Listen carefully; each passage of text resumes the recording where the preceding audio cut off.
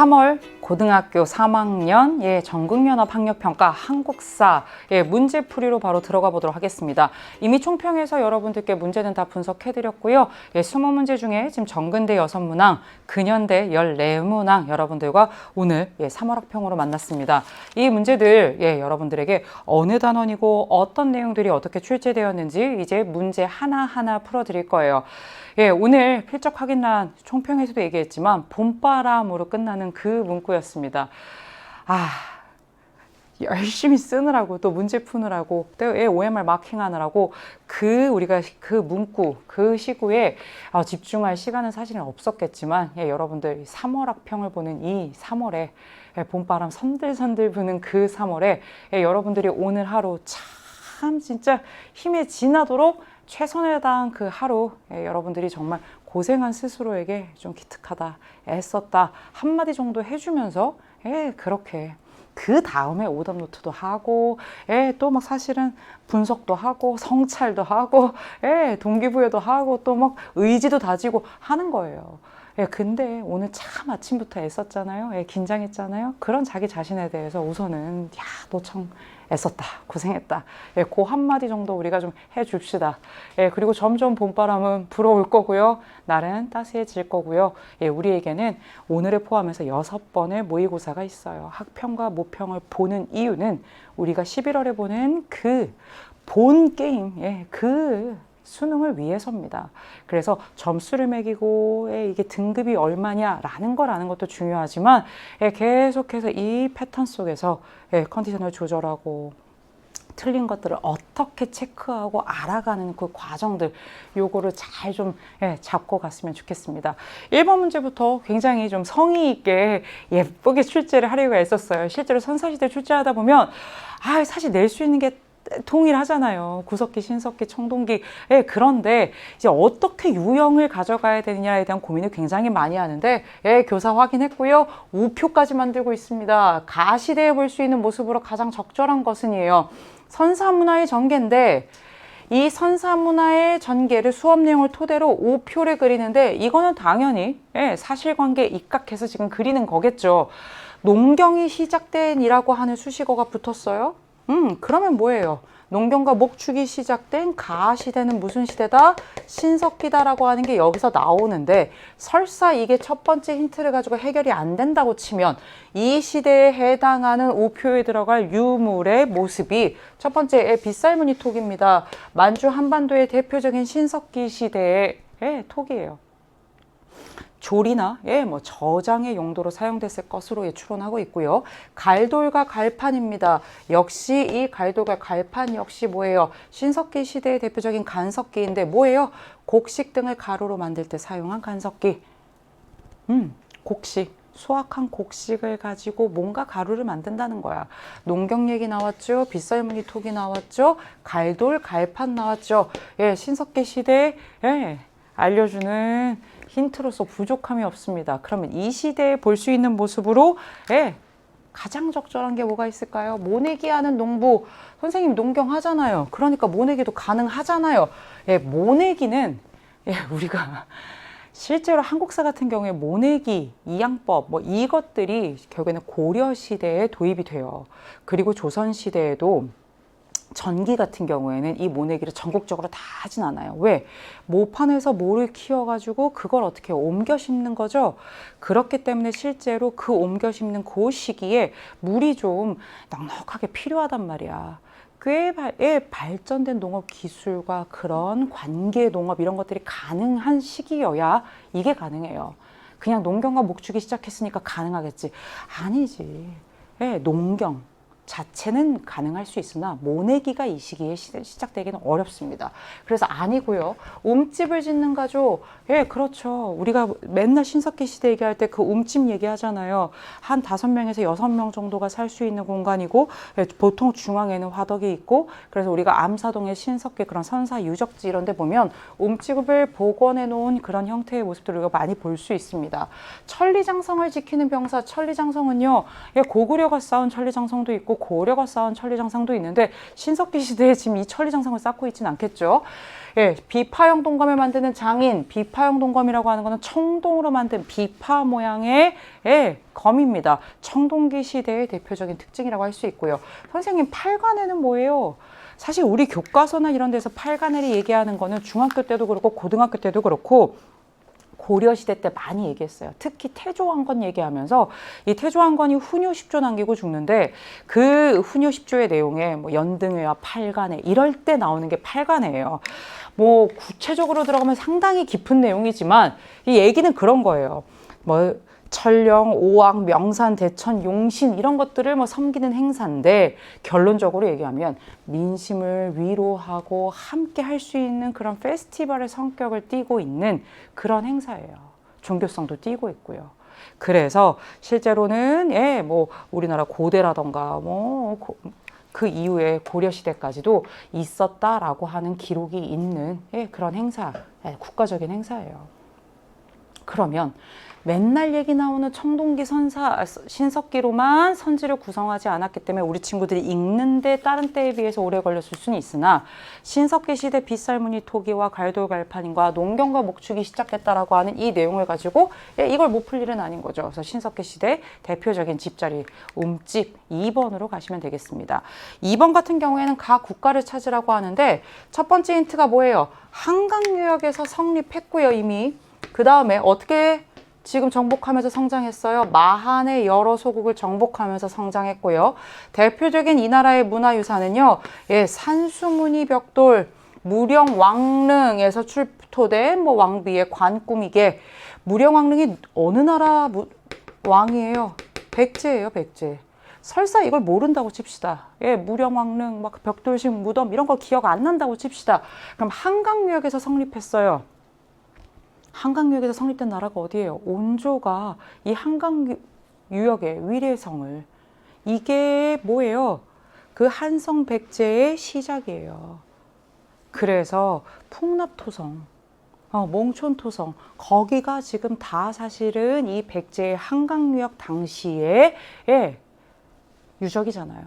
여기서 시작해서 마한 변한 진안이 있었어요. 마한이 어딥니까?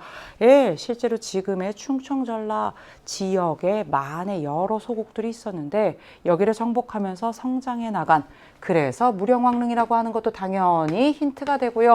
네 번째 힌트입니다. 백제의 산수무늬 벽돌 뭔가 좀 이성적인 세계에 대한 그러한 마음들을 지금 투영해서 만든 대표적인 백제의 문화유산이 되겠습니다. 그래서 여러분 정답은 뭘로 가요? 백제 얘긴데 백제인 걸 찾아보도록 하겠습니다. 골품제를 운영하였다. 폐쇄적인 신분제 골품제. 신라가 되겠죠. 주자감을 설립하였다. 아이고 어려워라 할 수 있어요. 국자감 아니고 주자감입니다. 발해의 교육기관이고 학교고요. 경국대전에 편찬하였다. 조선 성종 때에 편찬돼서 나오죠. 웅진에서 사비로 천도하였다. 맞아요. 이 웅진의 마지막 임금이 사실 무령왕이고요. 이 사비로 천도한 임금이 백제에서 단독으로 자주 나오는 성왕이 되겠습니다. 그래서 실제로 도읍을 한강유역에서 웅진으로 이 웅진이라는 지역에서 또 사비로 이렇게 천도한 나라가 바로 백제가 되겠고요. 전국을 구주 오소경으로 편성한 거는 통일신라 신문왕 때가 되겠습니다. 그래서 여러분 정답은 뭘로 간다? 백제 4번이 되겠네요. 3번입니다. 가왕에 대한 설명으로 옳은 것은 입니다. 3점짜리 문제인데 아니에요. 간판 스타 나온다고요. 간판 스타. 발해가 거란에 의해 멸망하자 발해의 왕자 대광현 등이 밤낮으로 길을 재촉하여 우리나라에 달려왔습니다. 발해 왕자 대광현이 발해가 거란에 926년에 멸망한 뒤에 고려에 갔다라는 사실을 모를 수도 있어요. 근데 실제로 발해가 10세기 전반에 이렇게 거란에 의해 멸망하자 발해의 왕자와 무리들이 고려로 사실은 왕권 품에가 안긴단 말이에요. 근데 그걸 설사 모른다 하더라도 여러분들이 모르지 않아요. 왜? 힌트가 뒤에 더 있거든요.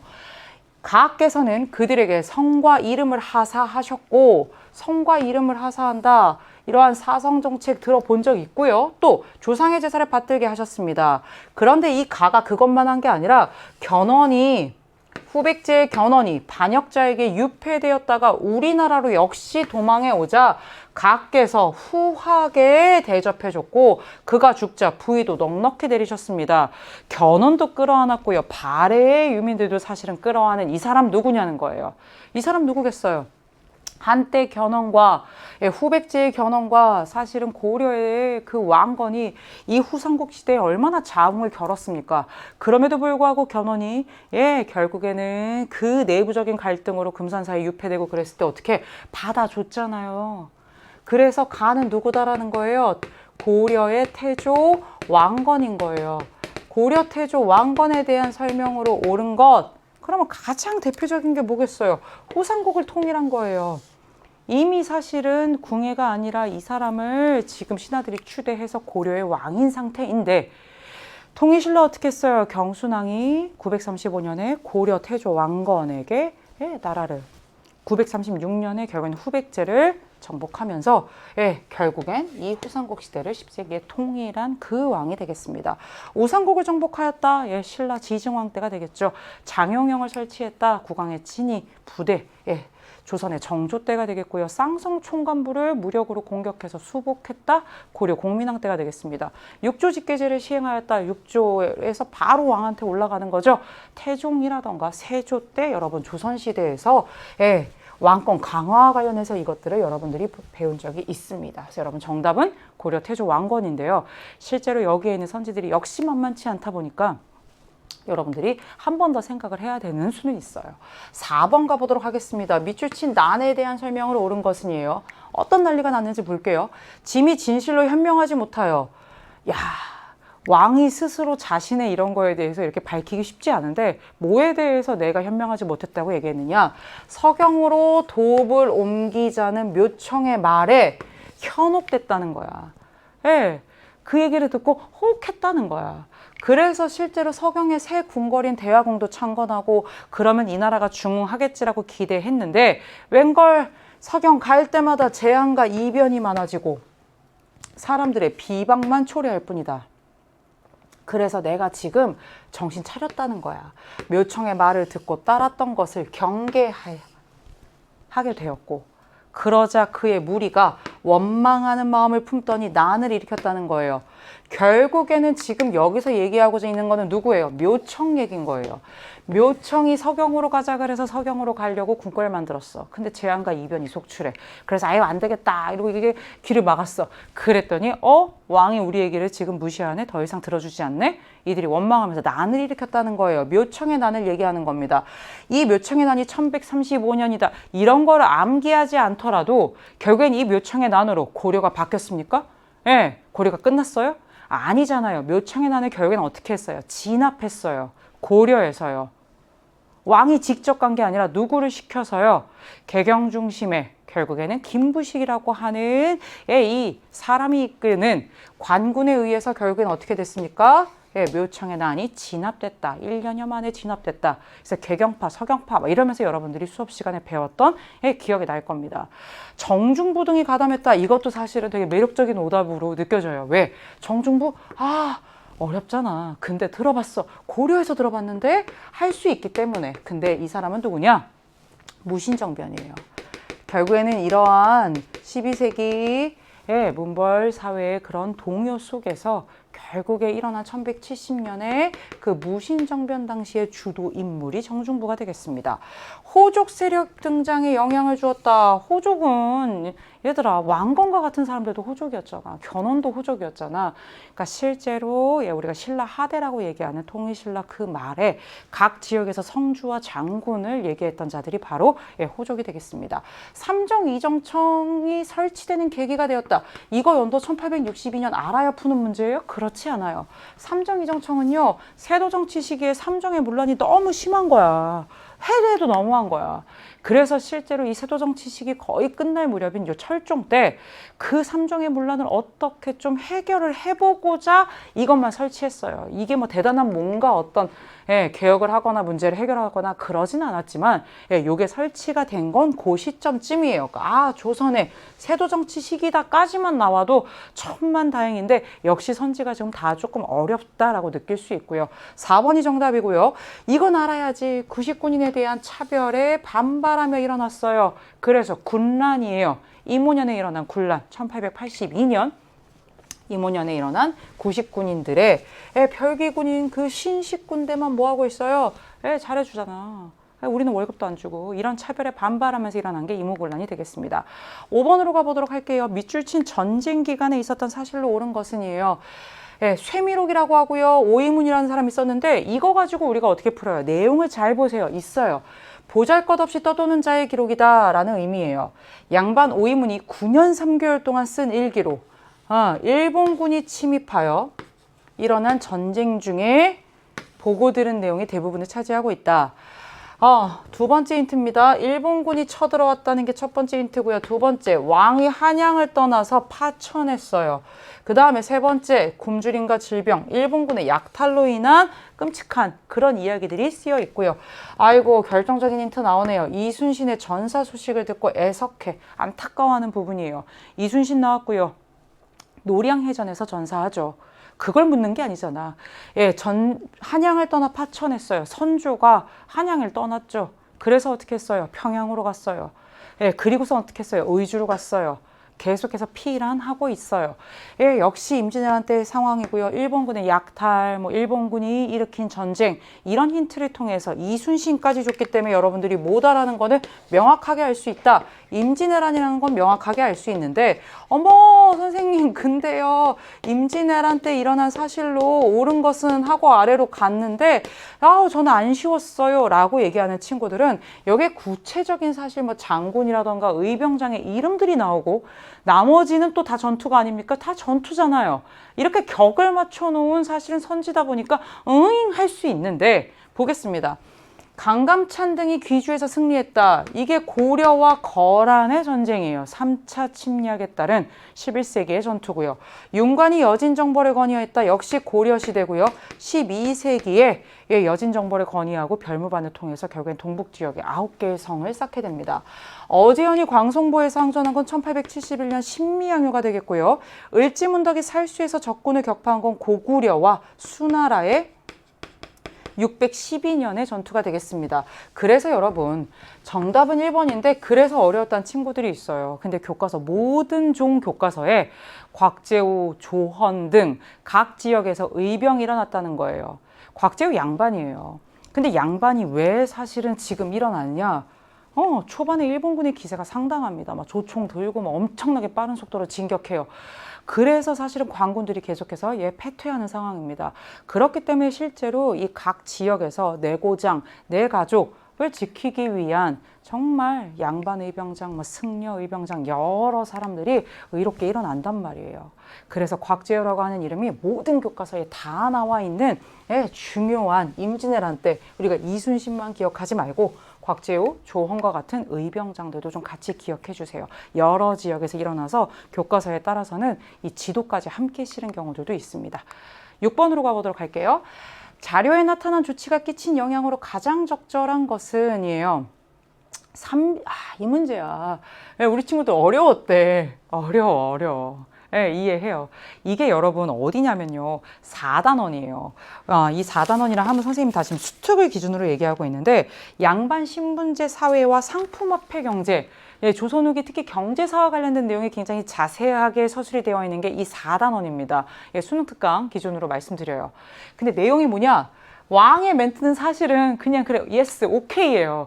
그럼 이 사람 얘기해서 우리가 모든 힌트를 가지고 와야 돼요. 30년 이내에 새로 개설된 시전을 모두 혁파하고 없애고, 그리고 유기전 이외의 시전은 이제 난전을 한 자들을 붙잡아 처벌하지 못하도록 하십시오. 시전도 모르겠고 난전도 모르겠고 그렇게 얘기한 친구들이 상당히 많아서 선생님이 이 문제는 그냥 해설 듣고 끝내지 말고 페이지도 딱 한번 보여주려고. 우리 수특은 있지 얘들아. 42페이지 가봐. 있어, 여기 다 있어. 여러분들이 이 말이 조금 어려운 이유는 경제사예요. 그리고 여기 뭐라고 되어 있냐면 정조가 유기전을 제외한 시전상인의 금난정권을 폐지했다. 그래놓고 괄호 열고 통공정책 이렇게 되어 있어요.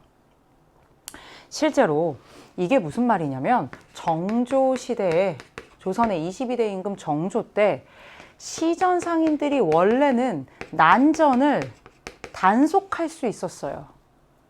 그러면 시전 상인들이 난전을 단속할 수 있었던 권리가 뭐냐면 난전권이에요. 이게 수특의 날개단의 설명도 있어요. 시전 상인들에게 주어졌던 어떻게 보면 권한인데 허가 없이 상품을 매매하는 난전을 단속할 수 있었던 권리예요. 그럼 여기서 이제 난전이 뭔지 나오죠? 난전은요, 허가 없이 물건을 사고 파는 거예요. 그냥 사실은 물건 가지고 와서 쫙 깔아놓고서 막 파는 거예요. 허가 없이. 그럼 시전은 누구겠어요? 나는 허가를 받은 거야. 난 여기서 공식적으로 장사할 수 있도록 허가받은 상인이야. 허가받은 상인 입장에서는 허가도 안 받고 물건 파는 사람들이 싫은 거야. 그래서 그동안은 이 시전 상인들이 이렇게 허가받지 않은 난전을 단속하고 사실 막 물건도 뺏고 막 판도 없고 그랬어 왔단 말이에요. 근데 정조가 어떻게 했느냐? 요 시전 상인들이 난전을 이렇게 금하고 이들이 매매 활동하는 것을 단속하는 이 권리를 폐지했다는 거예요. 그럼 이제 뭐예요? 난전도 뭐 할 수 있는 거예요? 자유롭게 상행위 할 수 있는 거예요. 다만 유기전이라고 해서 몇 가지 종목과 관련된 그거는 요거를 제외한 나머지는 자유롭게 할 수 있도록 이렇게 해준 거예요. 그래서 이거를 신의 통공이라고도 하고 통공정책이라고도 하는데 결국엔 뭐예요? 난전이 옛날에는 맨날 단속당했어. 막 물건도 뺏겼어. 근데 이제는 유기전을 제외하고는 자유롭게 상행위를 할 수 있게 된 거야. 그래서 이거에 대한 영향이 무엇이냐라고 물으신다면 정답은 요걸로 가요. 사상의 활동이 자유로워졌다. 이때의 사상은 막 생각, 그 사상을 얘기하는 게 아니라 말 그대로 상인이에요.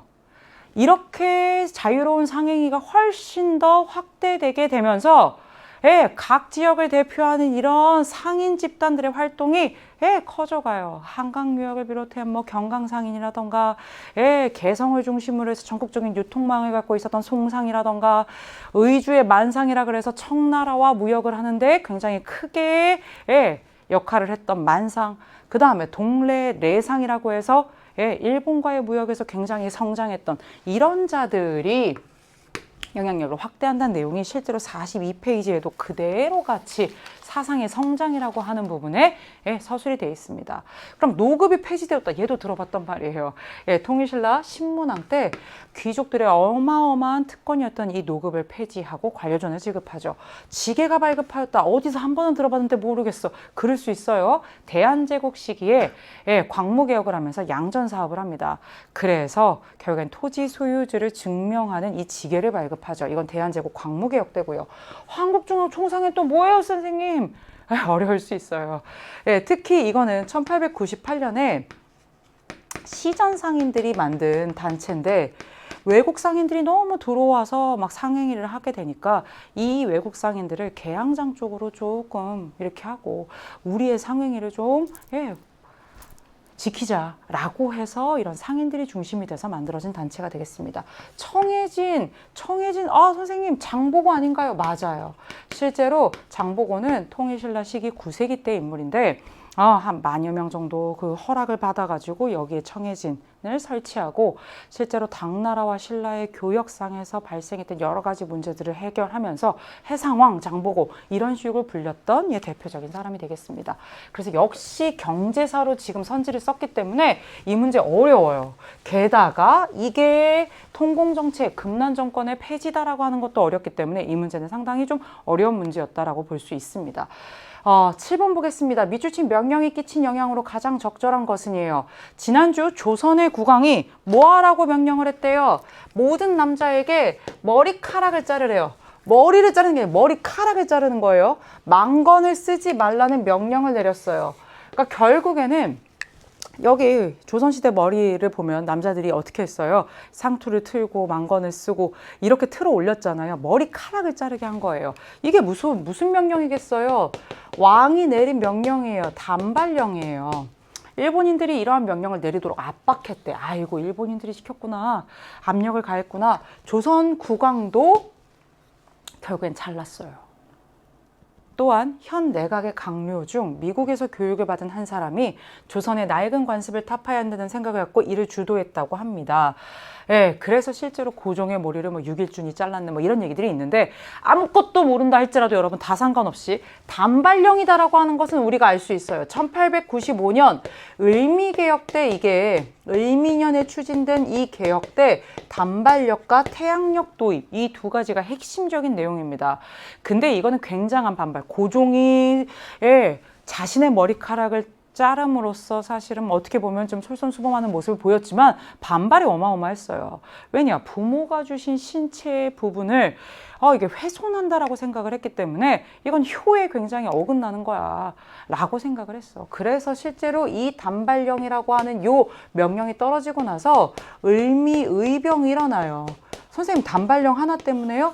그럴 리 없겠죠. 이게 이제 더 불을 껴진 거야. 왜?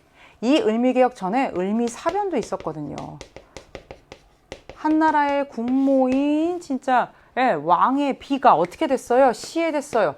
근데 단발령까지 나와요. 사실 이 충과 효를 다 건드린 이런 상황 속에서 을미의병 확산됩니다. 그래서 실제로 을미개혁, 을미사변, 을미의병 다 지금 여러분들이 이 단발령이 어느 개혁에서 추진됐는지만 알면 사실은 풀 수 있는 문제가 되겠습니다.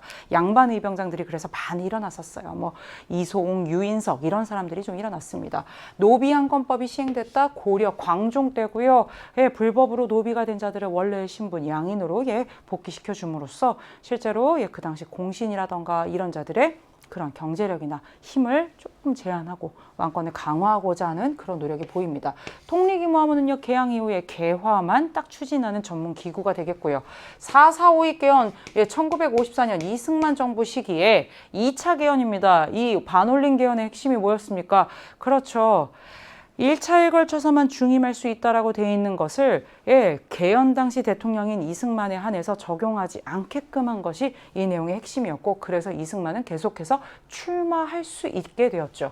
60만 세 운동은요 1926년 고종이 아니죠. 고종의 서거와 관련된 건 3.1운동이고 순종의 서거와 관련해서 국내에서 전개된 만세운동이 되겠습니다. 일제강점기 상황이죠. 그래서 여러분 정답은 뭘로 간다? 1번으로 가면 되겠어요.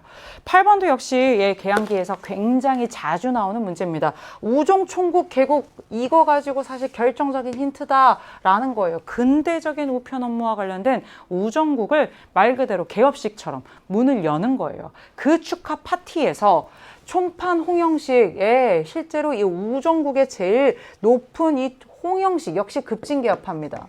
엄청난 엘리트였어요. 및 몇몇 조선 관리들, 서울 주재 외교관들이 참석한 가운데 열렸다. 이런 만찬 중에 파티 중에 화재가 일어나자 왕실 경호의 책임을 맡은 자가 밖으로 나갔다가 잠시 후 그는 얼굴과 옷에 피를 뒤집어 쓰고 돌아왔다. 청군의 궁궐 진입으로 음모자들의 계획은 실패로 돌아갔으며 별난 이런 사건을 일으킨 주동자인 김옥균 등은 일본으로 피신하였다.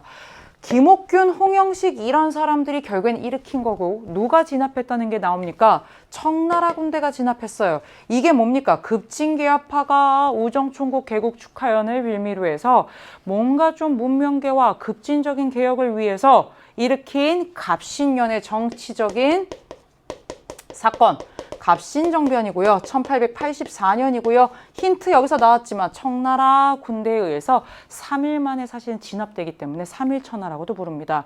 이들이 처음에 이 사건을 계획하고 일으킬 때 일본이 좀 지원을 약속했기 때문에 실제로 이들 중에 물론 홍영식은 정변의 마지막 날 죽었지만 김옥균, 박영효 이런 자들을 중심으로 해서 일본으로 피신간 자들도 있었습니다. 그래서 여러분 정답은 뭘로 가요? 갑신정변의 주역이 누구다? 급진개합하다라는 거 아시면 되겠고요. 비변사는 뭐예요? 조선에서 원래는 임시기구로 막 자꾸 외인들이 문제도 일으키고 막 국방과 관련된 이런 이슈들이 생기니까 그런 문제들을 좀 해결하기 위해 조선시대, 조선 전기에 만들어진 임시기구였다가 이게 상설기구가 되고 그리고 임진왜란을 거치면서 굉장히 그 영향력이 커지게 되죠.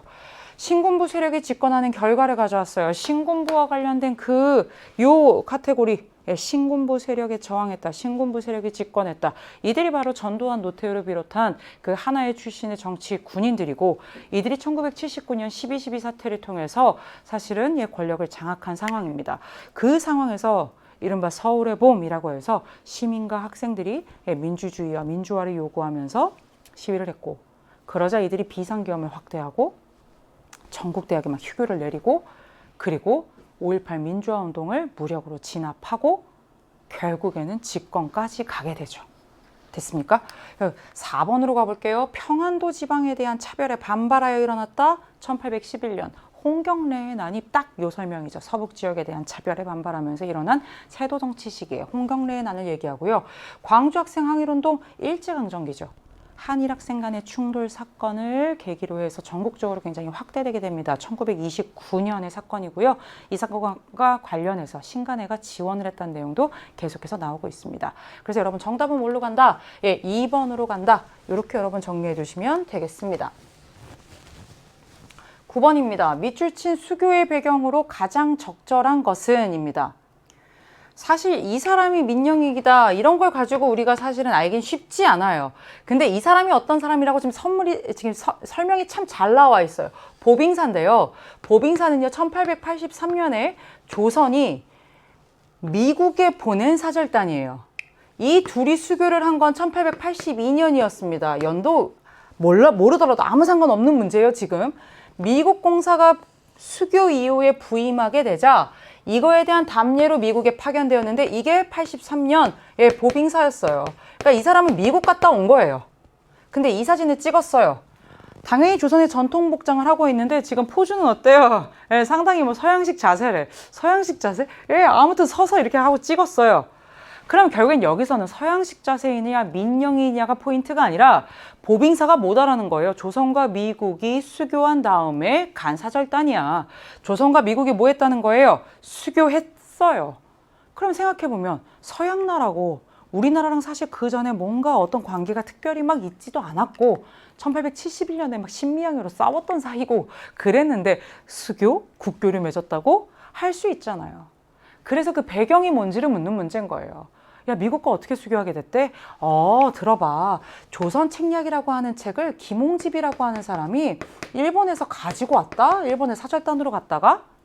근데 이 책은 청나라의 외교관인 황준원이라고 하는 사람이 쓴 책인데 이 책의 내용에 따르면 조선이 러시아의 남하를 잘 막아내기 위해서는 청나라와 친하게 지내고 일본과도 더 결속을 다지고 미국과도 연결돼야 된대. 근데 우리는 미국과 그 당시 수교를 안 맺었으니까 미국과 수교해야 된다는 여론이 여기서 막 생겼어. 그래서 정답은 2번이에요. 정묘호란이 발발하였다. 이거는 사실 조선의 인조 때니까 너무 옛날이잖아. 그러니까 우선 아니고 궁극기무처가 설치되었다. 이거 모르겠다 할 수 있어요. 이게 바로 1차 가보개혁이었던 1894년 1차 가보개혁 때 그러한 개혁 내용들을 처리했던 기구가 되겠습니다. 자유시 참변은 독립군 세력이 러시아 스보보드니에서 무장 해제당하고 굉장히 크게 희생된 사건이니까 적어도 일제강점기겠구나. 적어도 일제강점이다. 얘는. 1920년대, 21년 상황인데요. 일제강점기다. 분화로도 운동 뭐야? 민중 속으로 들어가서 민중을 계몽하고 문맹을 퇴치하고 그러자는 동아일보의 그 일제강점기 계몽운동이잖아요. 일제강점기다 해서 빼고 저건 조선시대 앞으로 가니까 빼고 그렇게 해서도 여러분들이 답은 사실은 찾아낼 수 있는데 역시 이 문제도 조미수호 통상조약이나 미국과의 수교 내용 그 내용들을 잘 정리하지 않은 경우에 당연히 어렵다라고 좀 느꼈을 수 있겠습니다. 10번 보도록 하겠습니다. 실제로 일제강점기의 여러 사회운동이 이번 교육과정에서 굉장히 좀 강조가 되면서 형평운동이나 소년운동, 어린이날 이런 거 자주 출제가 되고 있습니다.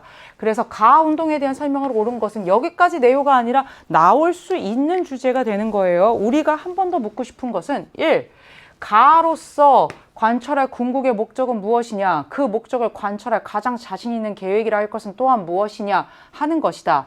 일찍이 모 신문의 보도를 통하여 그 형평사의 중심 인물인 아무개 씨의 눈물의 감상이라는 것을 보면 사람 대우를 애걸하는 것 외에는 아무런 생각이 없도다.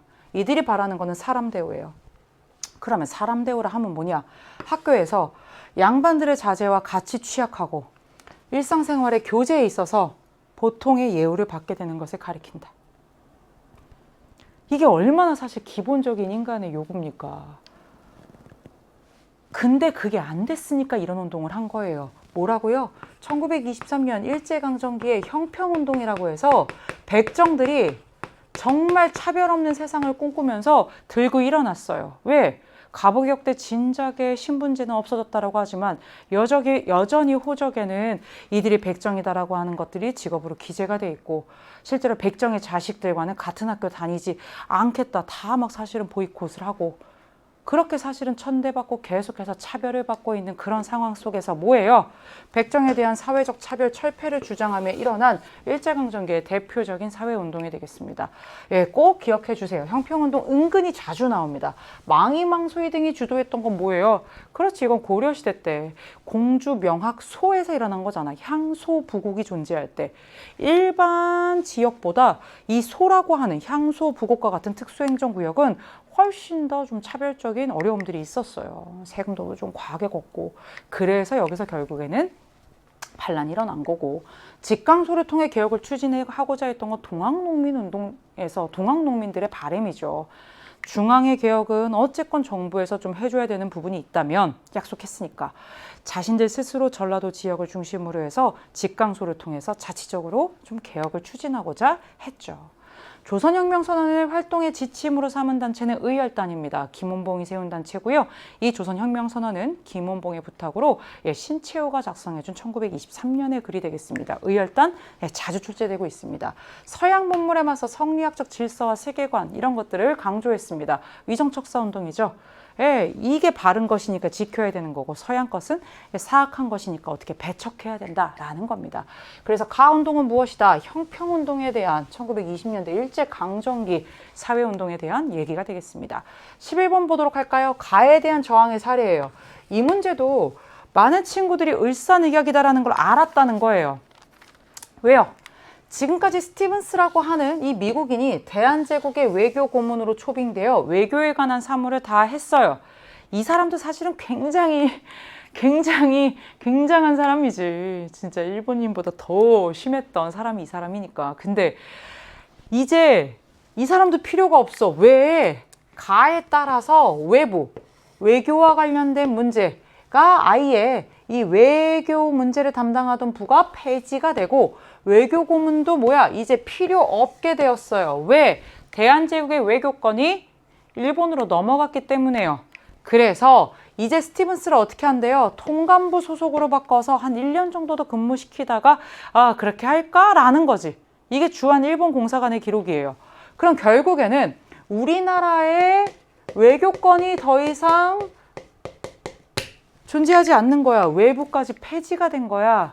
이제 저 약간 친일적인 미국인한테 컨설팅 받을 일도 없는 거야. 그마저도 이제 아예 없어진 거야. 외교권이 어떻게 된 거예요? 박탈되고 그걸 일본이 통감부 같은 거 설치하고 그러면서 내정을 간섭하면서 자기들이 지금 하고 있단 말이에요. 외교권 박탈이 핵심이고요. 그 다음에 내정 간섭을 위한 통감부 설치. 이게 을사늑약의 핵심 두 가지 내용이에요. 가만히 있겠어요? 1905년에 그래서 어떻게 돼요? 을사의병도 일어나고요. 시리아 방송대국과 같은 그런 비판의 글도 막 실리고요.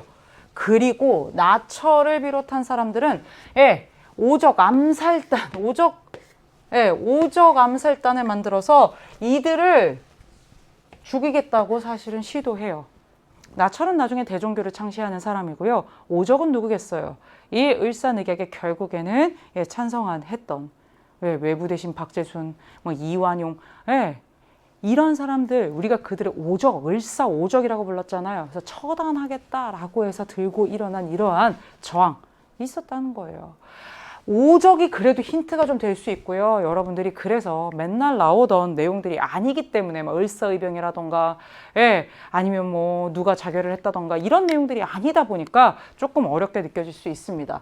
전봉준이 농민군을 조직한 거는 동학농민운동이 되겠죠. 배중손 등이 산별초를 이끌어서 했던 거는 대몽항쟁입니다. 13세기 고려 때 얘기가 되겠고요. 양원수가 정족산성에서 항전한 거는 병인양요 때예요. 프랑스 군대가 쳐들어온 게 병인양요가 되겠습니다. 이만손 등이 영남 지역의 그 유생들의 만인소를 작성했어요. 1880년대인데 왜 했어요?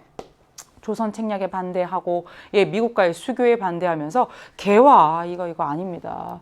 왕에게 막 지금 자신들이 생각하는 정의로움, 자신들이 생각하는 성리학적 세계 질서 이런 것들을 지키기 위해서 아이고 미국과 수교하지 마십시오. 그 조선 책략 그거 믿지 마십시오 하면서 올린 유생들이 올린 위정척사운동의 80년대 사례로 늘 얘기가 나오는 영남만인소 상황이 되겠습니다. 그래서 여러분 정답은 뭘로 가요? 을사늑약에 대한 저항, 나철 등이 오적 암살을 시도하였다. 12번으로 가보도록 할게요. 다음 자료를 활용한 탐구활동으로 가장 적절한 것은 입니다. 나는 일본인이 우리 조선인을 차별하며 학대하고 있으므로 어떻게 해서든 조선을 독립시켜야 한다는 생각을 갖게 되었다. 때마침 백정선 누군지 도저히 모르겠는데 김구의 가명이에요. 김구가 정말 가명이 많습니다. 근데 이 김구로부터 일왕을 죽이면 이게 조선의 독립을 촉진하는 지름길이라고 들었다. 굉장히 중요해요. 김구가 지금 무슨 얘기를 한 거예요? 일왕을 죽이는 건 조선을 독립시키는 굉장히 중요한 지름길이 될 수 있대. 이에 2천만 동포를 위해 희생하여 일왕을 죽이고자 결심하였다. 사실 내 목숨 내 걸고 해야 되는 일이에요. 이런 대단한 사람 지금 이름 여기 나오죠. 뭐라고 나와 있습니까? 나 이봉창은. 이번 의거가 결코 개인의 멋대로 벌이는 폭력적 개인의 원한으로 죽이는 게 아니라는 거야. 민족을 대표해서 제1선의 희생자로 결행한다는 것을 알리고 싶었다는 거예요. 실제로 김구가 1931년 상하이에서 만든 한인애국단이라고 하는 이 의열 활동을 하는 단체의 단원으로 이봉창이라고 하는 진짜 일본어가 당시 유창했던 이 단원은 1932년 1월에 일왕이 있는 곳이 어디예요? 일본이잖아요. 일본 도쿄를 건너가서 일왕 마차에 대한 투탄 의거를 합니다. 개인적으로 그냥 가서의 폭탄 그게 아니라 나는 한인애국단의 단원으로서 말 그대로 조선의 독립을 위해 민족을 대표하여 결국엔 나는 이 사건이 성공하든 실패하든 뭐가 됐건 간에 나는 결국에 내 목숨을 내놓고 희생해서 이 의거를 결행한다라는 걸 보여주고 있죠. 이 어떤 단체다? 한인애국단의 활동을 조사한다. 대표적인 단원이 이봉창, 윤봉길이 되겠습니다. 그래서 정답은 2번이고요. 이 문제는 사실은 어려운 문제 아니에요. 다만 의열 활동을 여러분들이 공부를 안 했으면 그래도 모를 수밖에 없는 문제예요. 그래서 한국사가 난도가 어떻든 간에 내가 이 팩트에 대해서 모르면 못 푼다라고 하는 얘기를 계속해서 하는 겁니다. 일본 같은 경우에 홍범 14조도 마찬가지예요. 뭐야 처음 들어봐 한다면 아직 갑오개혁 정리가 안 된 거예요. 2차 갑오개혁을 사실은 마무리하면서 지금까지 해왔던 개혁 또 지금 하고 있는 거 또 그 개혁의 방향 결과 이런 내용들을 사실은 이렇게 정리한 것이 갑오개혁과 관련된 홍범 14조가 되겠고요. 당백전이 발행된 배경 이거 굉장히 고액 화폐예요. 왜 만들었어요? 맞아요. 경복궁을 다시 짓는데 돈이 많이 들어요. 그래서 뭐 통행세도 걷고요. 원에서 납부하는 기부금도 받았는데 그게 안 되니까 강제로도 걷었고요. 별걸 다 했어요. 그래도 사실은 경복궁 준 거는 보통 프로젝트가 아니잖아. 그래서 상평통보의 100배가 되는 고액건을 만들었어요. 당연히 물가는 막 오르고 난리도 아니었겠죠. 막 여러 부작용이 있었겠죠.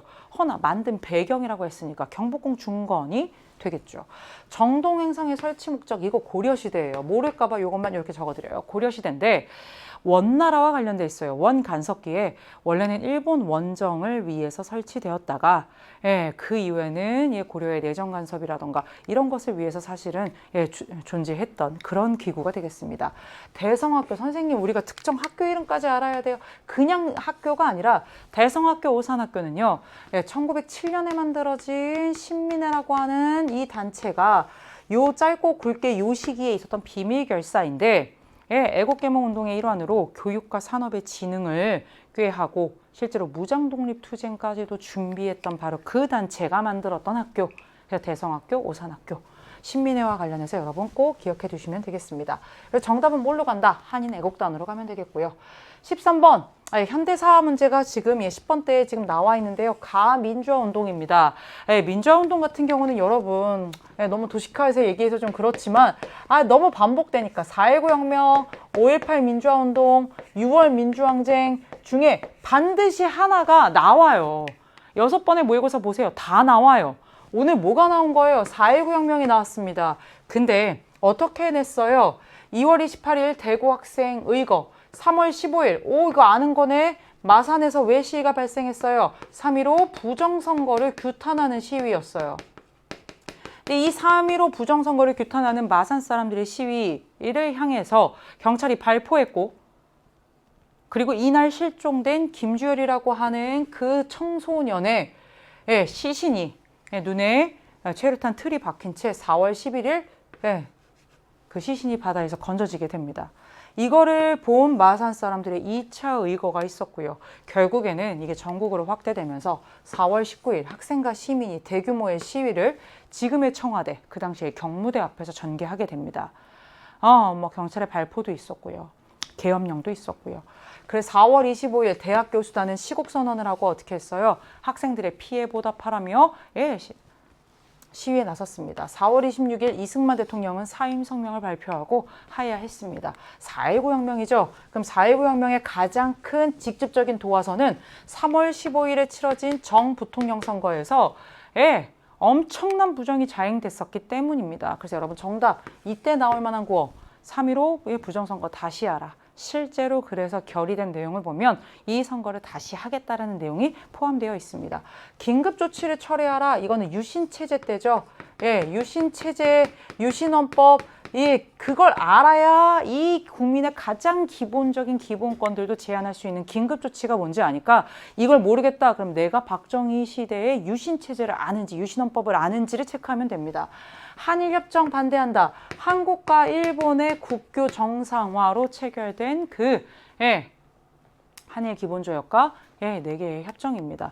이건 1965년에 한일 국교 정상화 과정을 내가 아는지 역시 박정희 정권과 관련된 내용이고요. 호원 조치, 이거 굉장히 중요한 단어죠. 1987년 6월 민주항쟁 때 호원 조치 철폐하라는 게 아주 중요한 구호였습니다. 호원 조치가 뭔데? 그러니까 알아야 돼.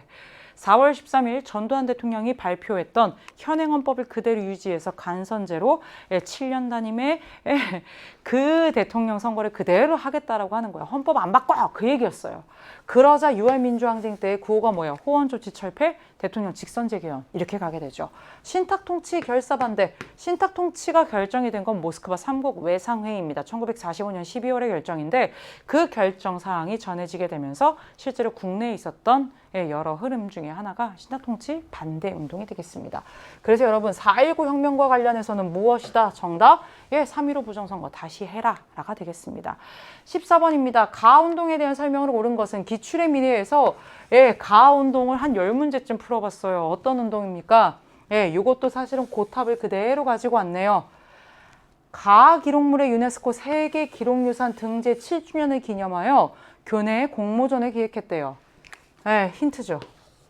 금주, 금연, 가락지 모으기 등을 통해 일본에 진 나라빚을 갚아. 나라빚, 국가의 빚을 갚아. 경제적 국권을 지키고자 했던 국채를 보상하자라고 하는 거예요. 국채가 뭐냐? 나라의 빚이에요. 이거 내가 빌렸어요? 아니잖아요. 근데 왜 내가 담배 끊고 왜 내가 술 안 마시고 내가 왜 내 반지를 내놔요? 그럼에도 불구하고 일본에 진 나라빚이 계속해서 눈덩이처럼 불어나면 경제적으로 예속되고 결국엔 경제적 예속과 정치에 있어서의 권한들을 뺏기게 되면 결국에는 식민지로 전락하게 되니까 이거라도 우리가 같이 해보자라고 하는 엄청난 경제적 구국 운동이에요. 그렇다면 뭐예요? 이렇게 우리가 돈을 금주도 하고 금연도 하고 열심히 해갖고 돈을 모았어. 그렇게 해서 내 용돈도 모으고 예를 들면 내 월급의 일부도 모으고 해서 어떻게 할 거야? 대한매일 신보라던가 이런 언론사들, 신문사에 그 모금한 돈을 가지고 사람들이 거기다 접수하는 거지. 그리고 이 대한매일 신보를 비롯한 언론이 계속해서 이거에 대해서 알리고요. 그래서 늘 정답지가 뭐였어요? 대한매일신보, 배대리의 사장으로 있었던 대한매일신보와 같은 이러한 언론사, 신문사의 지원을 받아서 전개된 운동, 국제보상운동 나오죠. 독립협회가 주도하였다. 그러려면 뭐 만민공동회나 관민공동회나 1896년부터 98년까지 있었던 독립협회랑은 다르죠. 이건 1907년 상황이고요. 순종의 서거를 계기로 전개된 게 바로 60만세 운동이에요. 3.1운동 아니에요. 헷갈리지 마세요. 구본 신참의 원칙에 따라 추진된 거 대한제국의 광무개혁이 되겠습니다. 옛 것을 근본으로 해서 새로운 것을 참고해서 하겠다라는 거고요. 일본의 황무지 개강권 요구를 철회시킨 단체는 보안회가 되겠습니다. 대표적인 애국계몽 운동단체 중에 하나가 되겠네요. 자, 여러분 정답은 뭘로 간다? 국제보상운동 4번이 되겠습니다. 15번으로 가볼까요? 가 군사조직에 대한 설명으로 옳은 것은 입니다. 우리는 가라고 하는 군사조직이래. 악마의 원수를 쳐 물리지.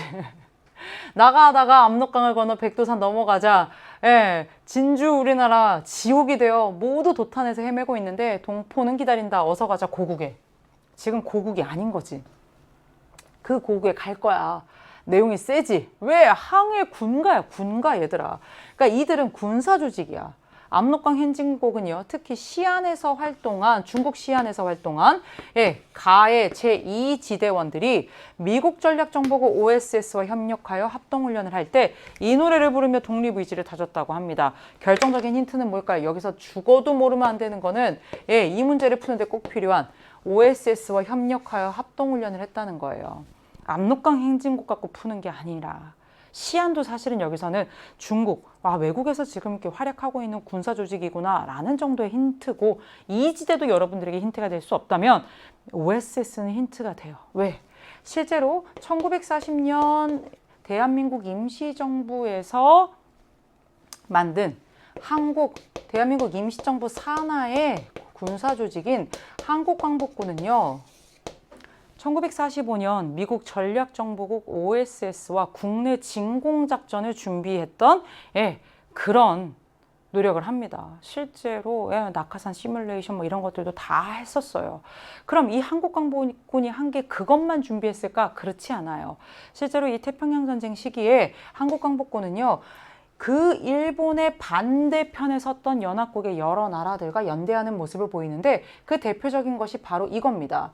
영국군과 인도 미얀마 전선에서 연합작전을 전개해서 실제로 뭐 일본군 포로들을 신문한다거나 선전 활동들을 한다거나 하는 그런 노력들을 합니다. 결국엔 일본의 적은 우리와 함께 연대할 수 있는 거고, 영국군은 그 연합국의 일원인 거고, 그래서 미국 OSS와도 이러한 국내 진공작전도 준비하는 것이고, 이게 정답지로 나올 때 되게 많아요.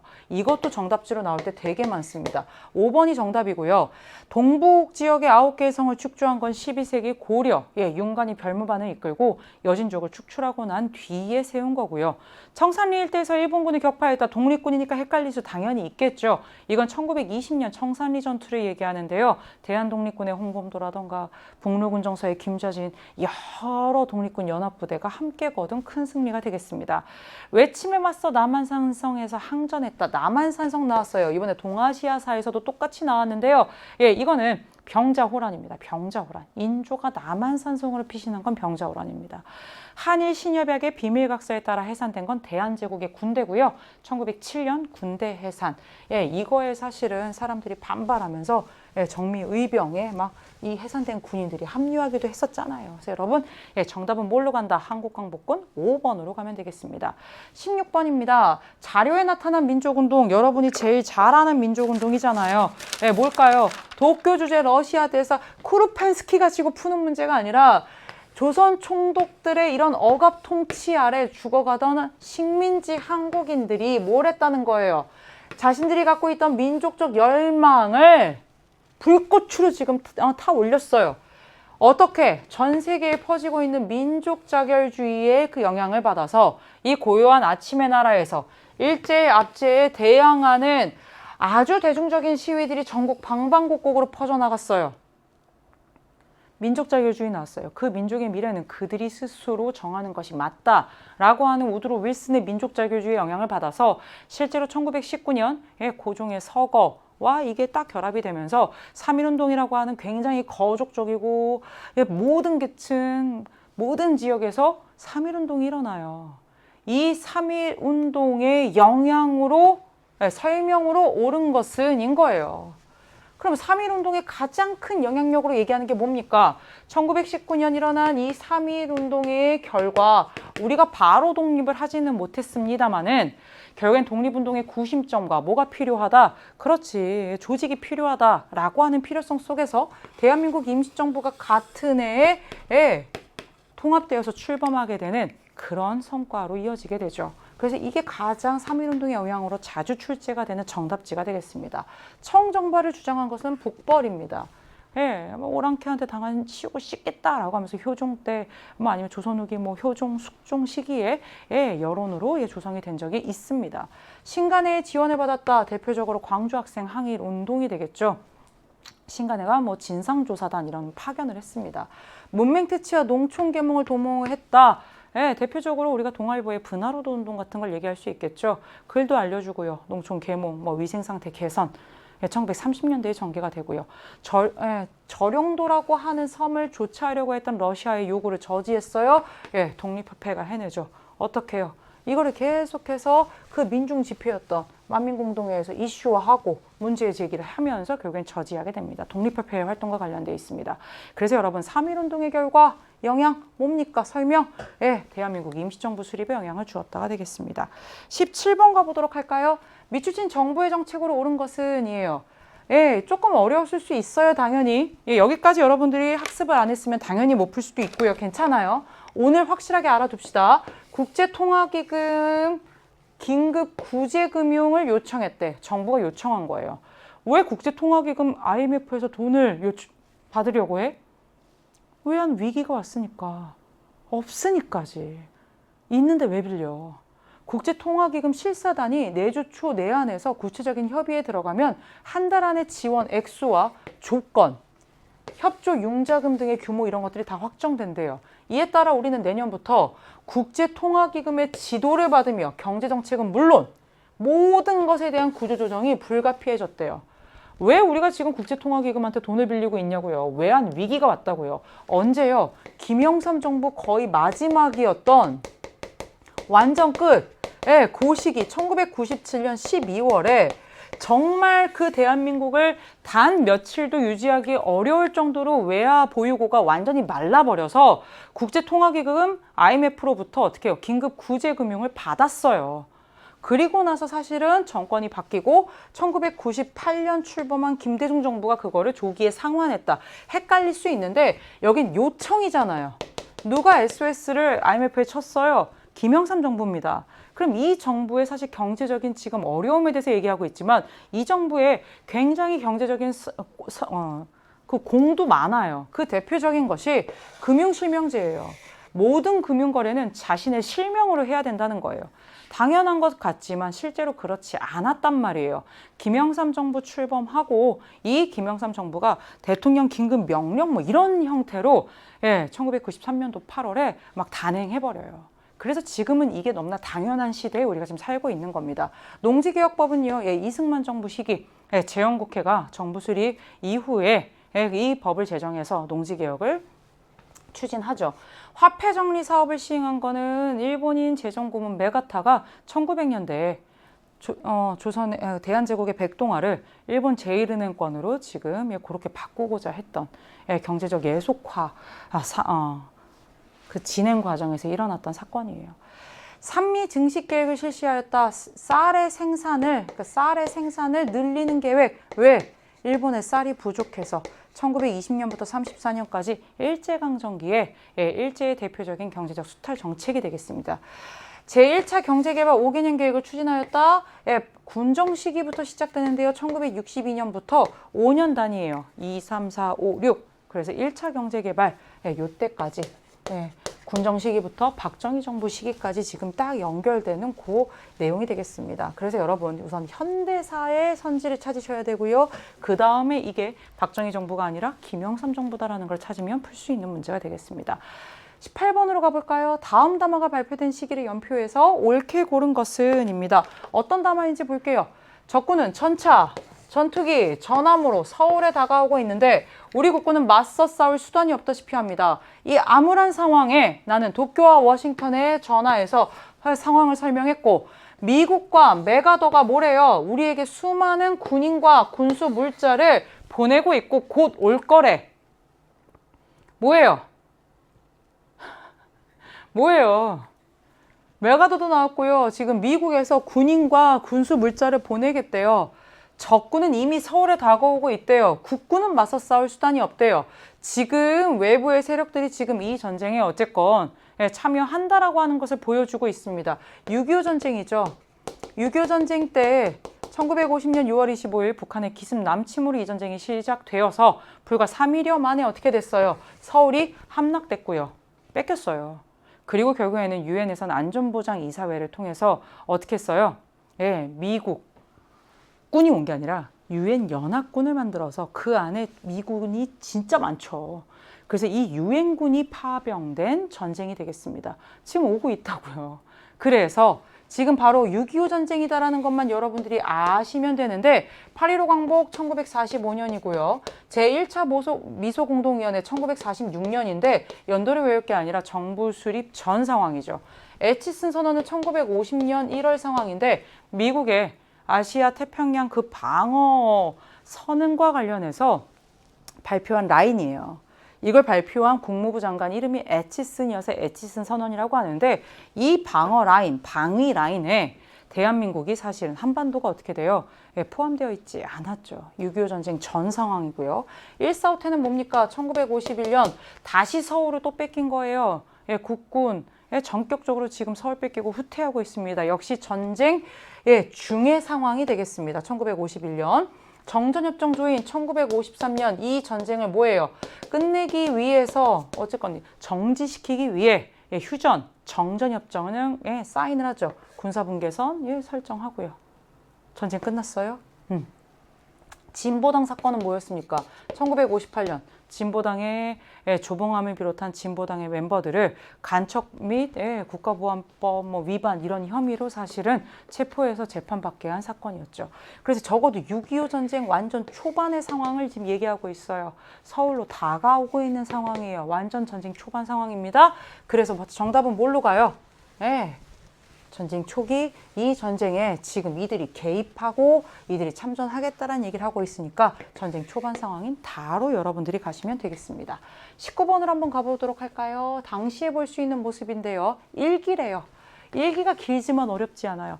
해질녘 나오죠. 해질녘 누가? 면사무소에서 돌아와 면 직원의 말에 전하기를 미국 공출에 응하지 않은 집은 바로 경찰서에 알려 처벌하겠다라고 한다. 미국은 쌀이잖아요. 미국. 쌀이나 곡식 이런 것들을 공출한대요. 할당해서 결국에는 가져가겠다라는 거예요. 어디에? 전쟁에 필요하니까 쌀 가져간다는 거예요. 누가? 일본 도쿄 공장에 징용으로 노동력을 지금 징발해서 노동자로 끌려갔다가 도망쳐와서 말하기를 도쿄는 지금 난리 났어. 폭격받았거든. 미국한테 크게 파괴됐어. 근데 거기서 야 일본이 망할 것 같아서 고소한 마음도 들었지만 우리 동포들도 피해를 보니 안타까웠대. 탐구 내용 보겠습니다. 일제가 중일 전쟁을 일으켰어요. 1937년의 일인데 설사 연다 모른다 할지라도 이후에 실시한 정책, 국가 총동원법으로 인해서 전쟁에 필요한 물자라던가 사람이라던가 인적 물적 자원을 뭐 했어요? 전쟁에 총동원하고 있어요. 그래서 이러한 문제들이 생기고 있는 거예요. 전쟁의 물건도 뭐도 지금 다 가져가고 있어요. 그래서 밑줄친 당시에 볼 수 있는 모습으로 가장 적절한 것은입니다. 전쟁에 내보내야 될 거 아니에요. 그런데 내가 조선인이라고 하는 그 정체성이 그대로 있는 상태에서 전쟁에 나가서 천황을 위해 싸우겠냐고요? 일왕을 위해 싸우겠냐고요? 그렇지 않잖아요.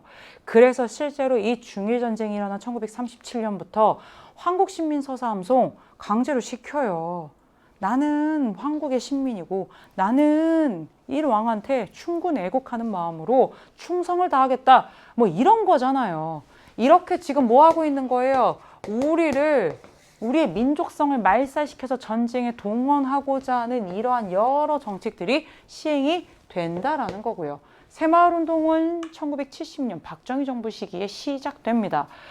경연을 준비하는 홍문관 관리예요. 조선시대 3사가 홍문관이죠. 성종 때 만들어졌어요. 경연관. 예, 왕과 신하들이 사실은 계속 정책이나 학문에 대해서 같이 얘기를 하는 그런 자리들이 되겠습니다. 50총선거 예, 최초의 선거고요.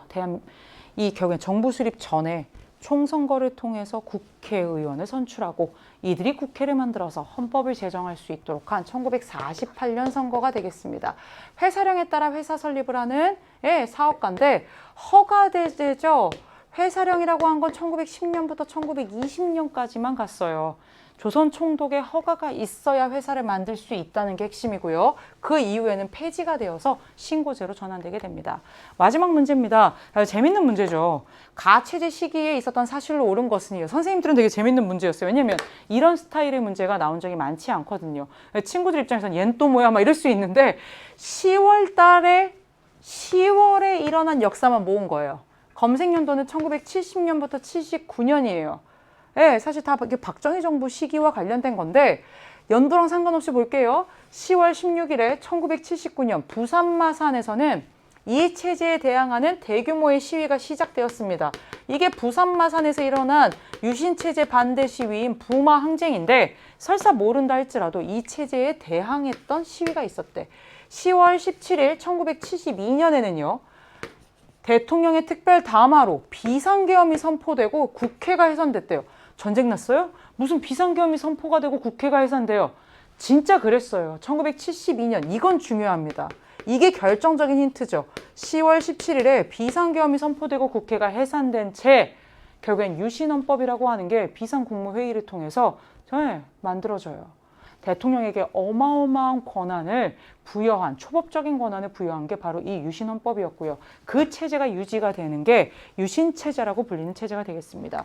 1979년 10월 26일 김재규라고 하는 중앙정보부장에 의해 대통령 박정희가 서거하면서 사실상 유신체제가 종식되었다. 대통령이 죽었다고 바로 다음날 유신헌법이 없어진 건 아니지만 사실상 이 체제, 이 헌법에 적용을 받는 이 유신체제가 어떻게 되었다?